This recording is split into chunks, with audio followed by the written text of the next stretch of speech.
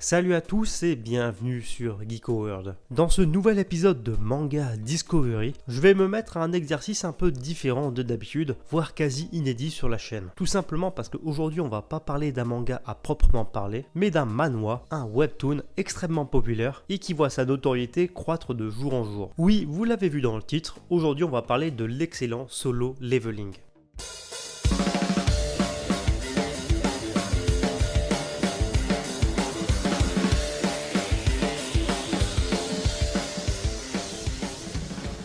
Avant d'aller plus loin, si c'est pas encore fait, je vous invite à vous abonner à la chaîne, ça permet de me soutenir gratuitement et ça vous prend 2 secondes. Je vous invite également à me rejoindre sur les réseaux sociaux pour des news exclusives et maintenant, place à l'action. Solo Leveling, aussi connu sous le nom de I Alone Level Up ou encore Na Onjaman Level Up de son nom original, est à l'origine un web novel sud-coréen écrit par Chu Gong et ce depuis 2014. Le web roman fut ensuite publié chez l'éditeur coréen DNC Media et compilé en 14 tomes. Au vu du succès grandissant du web novel, il fut rapidement adapté sous forme de webtoon à partir du mois de mars 2018 par les deux auteurs Hyo-en Gun et Jun Sung-rak. Et ensuite ce webtoon fut publié sur l'application coréenne Kakao Web. À ce jour, il existe plus de 110 chapitres de Solo Leveling et 2 volumes reliés du manhwa. Le premier tome est disponible depuis le mois de septembre 2019 en Corée et le tome 2 par contre est disponible seulement depuis le mois de janvier 2020. En France par contre actuellement la série n'est toujours pas licenciée, ni même aux États-Unis d'ailleurs.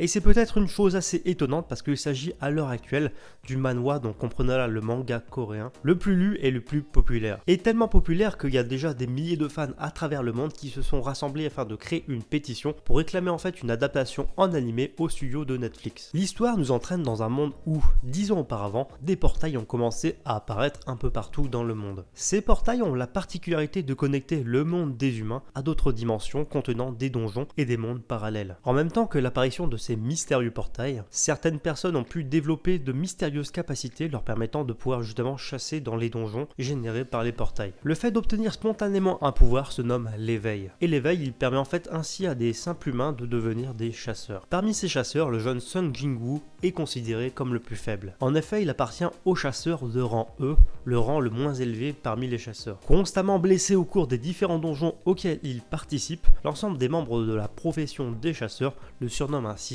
le faible. Mais les choses changeront rapidement le jour où, accompagné d'une équipe de chasseurs, Sung Jin-woo se rendra dans un mystérieux donjon de Randé. À la suite d'une tragédie qui aura lieu au sein même de ce donjon, notre héros Sung Jin-woo va rapidement acquérir un étrange pouvoir qui le rendra beaucoup plus puissant. Ainsi, au fil de l'histoire, notre héros il va monter tout simplement en puissance jusqu'à quasi devenir le roi des ombres. Mais obtenir un pouvoir aussi puissant a forcément un prix et il est fort possible que ce lourd tribut que devra payer Sung Jin-woo ce soit justement de perdre peu à peu son humanité. Voilà pour ce qui concerne l'histoire de Solo Leveling. Le synopsis est peut-être un peu long mais nécessaire pourtant pour vous situer un petit peu qu'est-ce que c'est que Solo Leveling et son concept. D'ailleurs vous l'aurez sûrement compris dans l'introduction de la vidéo, mais Solo Leveling est une œuvre qui déchaîne littéralement les passions. Alors que le roman était encore quasi inconnu, son adaptation en webtoon a fait littéralement exploser sa popularité à travers le monde, jusqu'à en faire carrément l'un des manhwas les plus populaires de tous les temps. Et croyez-moi, si l'œuvre déchaîne autant les passions, c'est pas pour rien. En effet, l'œuvre possède de nombreuses forces, mais on va commencer par la principale, la base de Solo Leveling, c'est tout simplement son histoire, ainsi que bien sûr son scénario. Alors c'est vrai, si vous êtes fan et un habitué d'ailleurs des mangas isekai ou de fantasy ou même bien de RPG, Solo Leveling ne révolutionnera absolument pas le genre, loin de là. Le déroulé de l'histoire il est même plutôt classique, c'est-à-dire qu'un héros faible avec un faible pouvoir, bien sûr moqué de tous, va être amené à obtenir un mystérieux pouvoir qui va le rendre surpuissant. Mais à défaut de casser les codes, Solo Leveling les maîtrise parfaitement, les maîtrise totalement. Ainsi, bien que l'œuvre possède un déroulement assez classique, surtout sur son début, l'histoire monte tout simplement en puissance au fur et à mesure du récit, soit en même temps que son personnage principal. Le héros de l'histoire, le jeune Sung Jin-woo,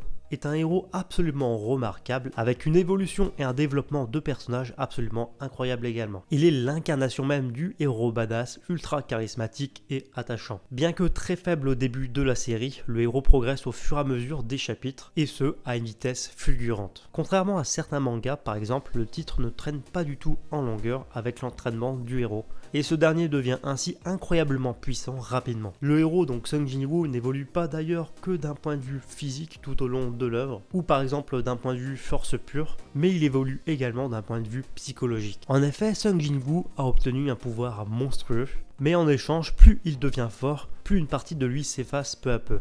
Et ce changement brutal est intéressant car on reprend une thématique assez commune aux plus grosses œuvres, c'est tout simplement la thématique que on n'a rien sans rien et que tout a un prix. C'est par exemple le cas dans One Punch Man où, à défaut d'obtenir un grand pouvoir, Saitama perd peu à peu ses émotions. Et il en va de même pour le personnage de Sung Jin-woo. Sa personnalité devient de plus en plus sombre au fil des chapitres et pourtant notre attachement pour le personnage et sa base d'attitude reste intact. Le scénario développe ainsi parfaitement l'évolution d'un héros faible mais lumineux vers un héros puissant mais sombre et taciturne qui se rapproche peu à peu de l'anti-héros plus que du héros. Toujours en rapport avec le scénario, il faut d'ailleurs saluer l'évolution de l'histoire des différents arcs de Solo Leveling. De base, je dois avouer que je suis absolument pas fan de manhwa ou de webtoon, mais je n'ai eu absolument aucune difficulté à me plonger dans l'histoire, voire même à en devenir addict. Car oui, quand on lit Solo Leveling, le titre est tellement bien développé, passionnant et bien rythmé qu'il est difficile en fait de s'arrêter, d'enchaîner les différents chapitres quand on lit l'œuvre. Et d'ailleurs, quand tu stoppes ta lecture, t'as qu'une seule envie en fait, c'est tout simplement de trouver un moment pour te poser et pour reprendre ta lecture. Et pour le coup, c'est une sensation assez étrange, vraiment rare je trouve. Et perso, rares sont les œuvres à me procurer cette sensation. Mais au-delà du côté addictif de la lecture de Solo Leveling, le titre possède également des thématiques super intéressantes. Comme je le disais déjà auparavant, on y retrouve le thème que l'on n'obtient rien sans rien, mais également les différentes thématiques autour de l'argent ou bien encore du pouvoir. Quand une personne en Solo Leveling a peu de moyens, elle ne peut pas faire grand chose dans les donjons. Mais au contraire, une personne riche dans Solo Leveling a beaucoup plus de possibilités. Lancer une guilde, acheter des items puissants, acheter des chasseurs, etc. Ainsi, la thématique de l'abus du pouvoir ou de l'influence est souvent mise en avant tout au long du titre. Les chasseurs de rang S sont tout simplement des dieux vivants, capables de tout sans risque ou sans répercussion, tandis que les personnages de bas rang font un petit peu la risée de tous les chasseurs, comme par exemple le rang E.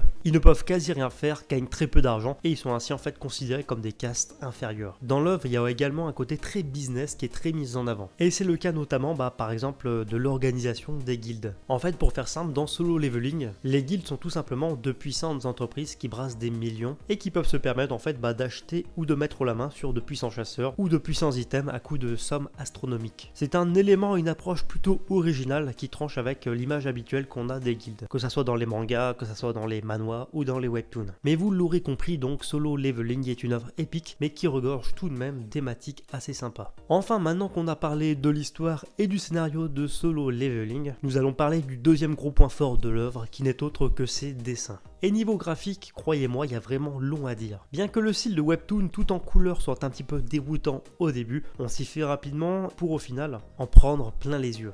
En effet, les dessins, les couleurs, le découpage, le car design, absolument rien n'est à jeter. Le format tout en couleur est également très agréable et immersif et apporte en fait une véritable plus-value par rapport au manga traditionnel en noir et blanc. Si bien que pour la quasi-totalité des chapitres, on a littéralement l'impression de lire un animé. Et c'est assez bluffant tant l'expérience de lecture est unique. De plus, il faut noter que le style graphique des deux auteurs évolue à une vitesse fulgurante, si bien qu'on s'aperçoit de l'évolution graphique des dessins, du car design, etc. au fil des chapitres. Et cela passe par plusieurs choses, donc premièrement l'évolution des scènes de combat, l'évolution du car design des personnages, que ça soit principal ou secondaire, ainsi que des décors et l'évolution également des bestiaires. En fait, même la colorisation des chapitres devient de plus en plus précise et intéressante en termes de composition au fil des différents chapitres. Bref, visuellement la claque est assurée. De plus, ces scènes de combat de Solo Leveling sont tellement immersives et dynamiques que vous n'aurez littéralement pas le temps de souffler. Au point que certains combats totalement monstrueux, tels que par exemple l'affrontement opposant Sung Jin-woo à Kang Tae-chik au début de l'œuvre, vous marqueront pour de bon. Mais bien que le titre regorge d'excellentes qualités et qu'il se dégage du titre un côté très grandiose, il n'en est pas moins exempt de défauts.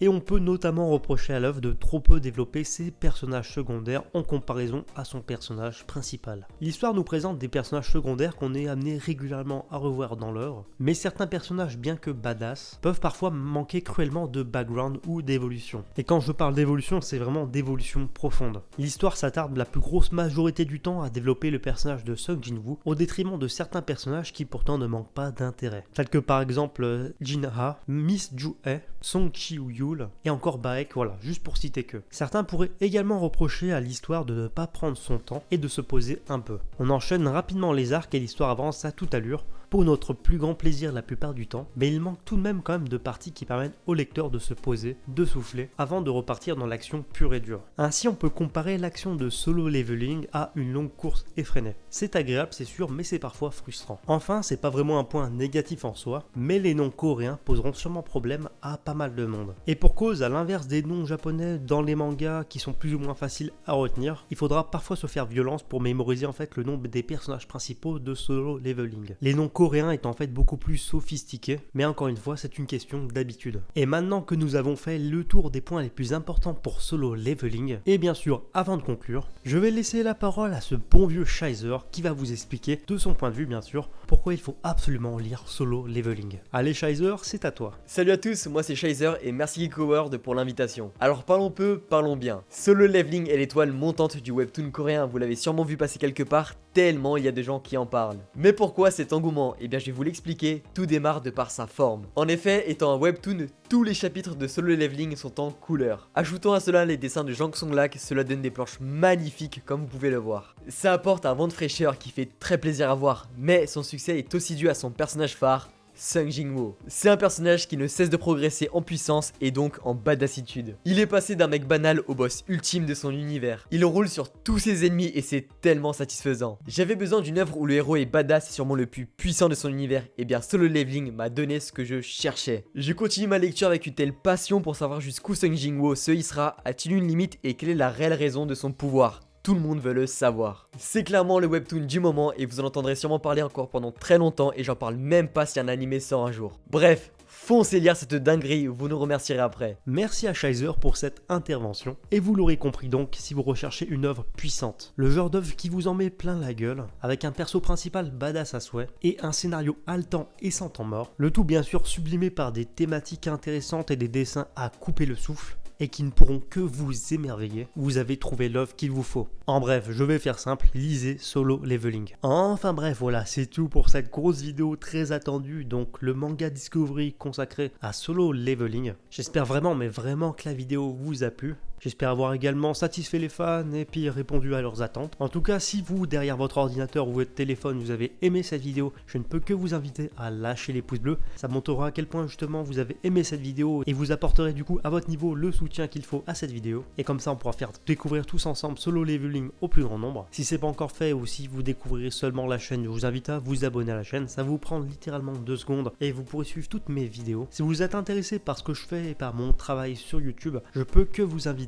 à me suivre sur les réseaux sociaux, donc notamment Instagram et Twitter. Sur Insta, je partage toutes les coulisses de mes vidéos, toutes mes lectures en direct, et sur Twitter, je me concentre en fait sur l'actualité que je partage également en direct. Tous les liens sont à l'écran et dans la description. Sur ce, encore une fois, je remercie mon pote Shizer pour cette intervention tout simplement magnifique. Je vous invite également à aller vous abonner à sa chaîne, il fait un travail justement monstrueux. Ses montages sont dynamiques à souhait, sincèrement, je sais vraiment pas comment il fait. Vous allez tout simplement vous régaler, vous allez en prendre plein la gueule. J'ai mis tous les liens de sa chaîne dans la description également. Je vous invite vraiment à aller jeter un oeil, vous ne regretterez pas. Et sur ce, je vous dis à bientôt pour une prochaine vidéo.